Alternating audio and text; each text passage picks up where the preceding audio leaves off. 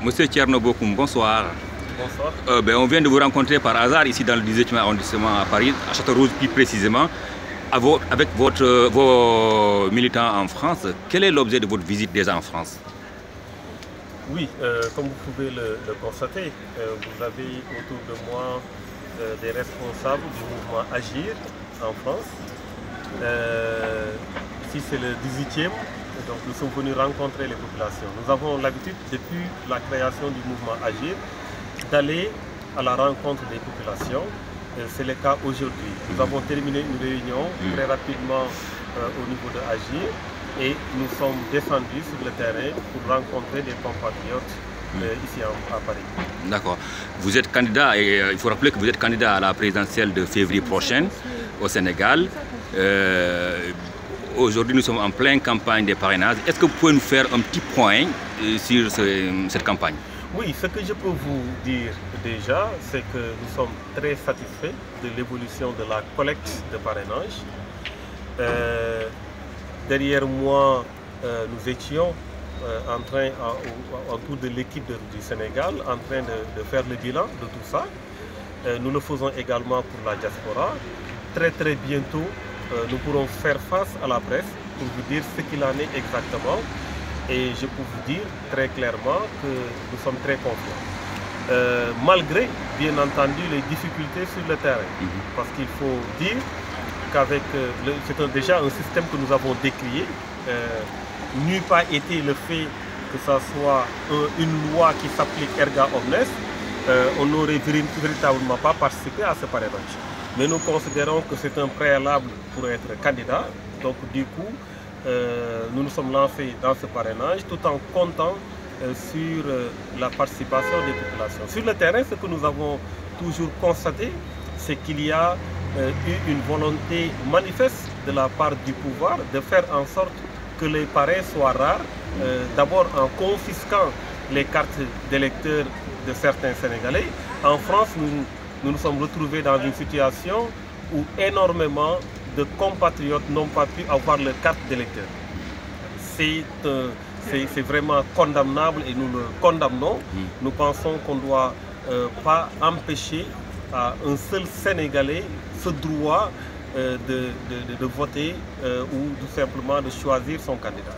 Et ça, c'est la première chose. La deuxième chose est que le gouvernement aujourd'hui, ou en tout cas les gens de l'APR, font tout pour utiliser la précarité de la population et mettre énormément d'argent dans le circuit et acheter des cartes. On a vu au Sénégal qu'énormément de personnes ont dû vendre leurs cartes compte tenu de leur situation de précarité.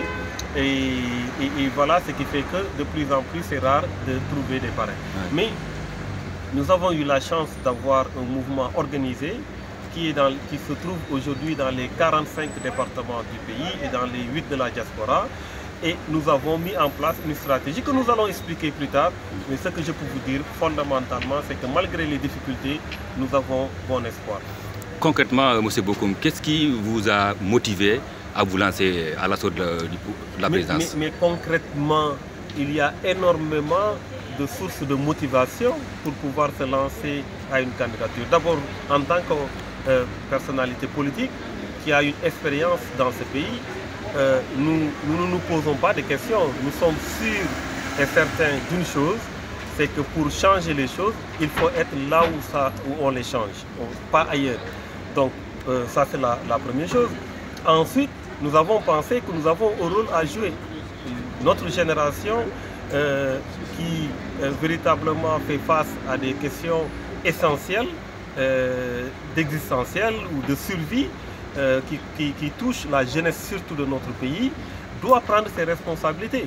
Et nous pensons que si nous faisons en sorte d'avoir une masse critique de personnes désintéressées et décomplexées qui sont prêtes à prendre en charge les préoccupations des populations, bien entendu, nous allons pouvoir atteindre notre objectif. C'est pourquoi nous nous sommes organisés dans le cadre d'Agir avec des compatriotes du Sénégal et de la diaspora qui ne font pas de la politique pour des postes, qui ne font pas de la politique pour de l'argent, qui font de la politique parce que sachant que c'est la seule voie aujourd'hui pour sortir notre pays de ces difficultés.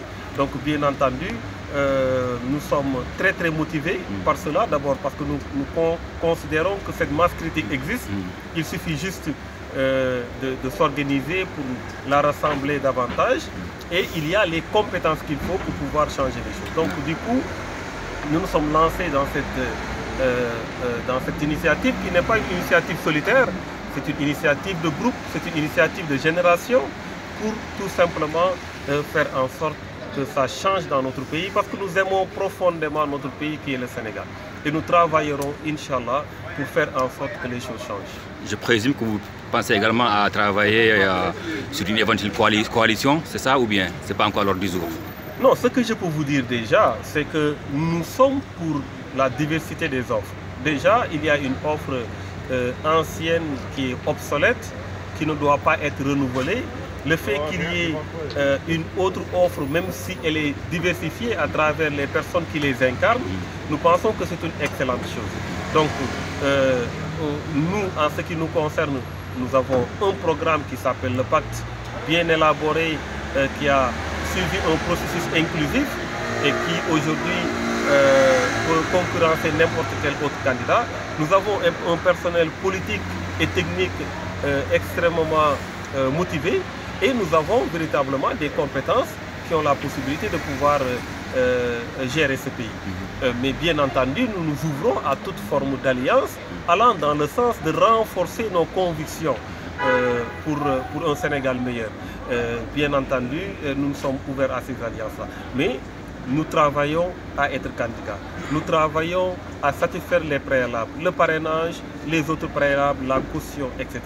Nous travaillons à fournir une offre nouvelle aux Sénégalais. Nous travaillons à mettre en opération, disons du point de vue opérationnel, tout ce que nous avons comme idée, parce que nous considérons que nous avons de très bonnes idées et que nous avons la motivation nécessaire pour pouvoir les mettre en œuvre. Et bien entendu, également, nous avons ce courage qu'il faut et cette détermination, et nous allons y aller, Inch'Allah. En tant que jeune candidat, comment expliquez-vous cette multitude de candidatures auxquelles on assiste cette année? On parle d'une centaine de candidats déclarés. Comment vous l'expliquez-vous en tant que candidat? Écoutez, déjà, il faut faire très attention. C'est une sorte de propagande autour du parrainage qui pousse aujourd'hui certaines personnes à dire qu'il y a près de 100 candidats. Être candidat à la candidature, ce n'est pas forcément être candidat. N'oubliez pas que le ministère de l'Intérieur, en convoquant les différents candidats à la candidature, n'avait pas exigé de ces candidats un critère quelconque pour pouvoir avoir une fiche et se présenter comme candidat à la candidature. Donc même ceux qui étaient, je disais, même un passant peut entrer et prendre sa fiche et être comptabilisé parmi les candidats. Donc nous considérons que c'était une stratégie qui ne visait rien d'autre que faire en sorte de faire croire aux Sénégalais que le parrainage c'était une très bonne chose. Mais n'oubliez pas qu'en 2007, il y avait 14 candidats. En 2012, il y en avait plus, il y en avait beaucoup plus.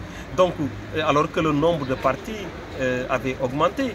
Donc ça n'a absolument rien à voir, il fallait justifier le parrainage. C'est pourquoi ils ont dit qu'il y a énormément de candidats. Mais aujourd'hui, on se rendra compte qu'il n'y en aura pas beaucoup. Mais en tout cas, nous travaillerons, nous, à ce qu'il y ait une nouvelle offre, et nous sommes patients. Nous considérons que les choses ne peuvent pas continuer comme cela se faisait avant.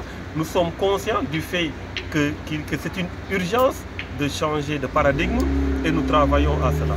Il faut faire partir Macky Sall à tout prix? Faire partir Macky Sall, ça fait partie de nos objectifs. Nous avons énormément d'objectifs, mais nous ne pouvons pas faire une fixation sur une personne.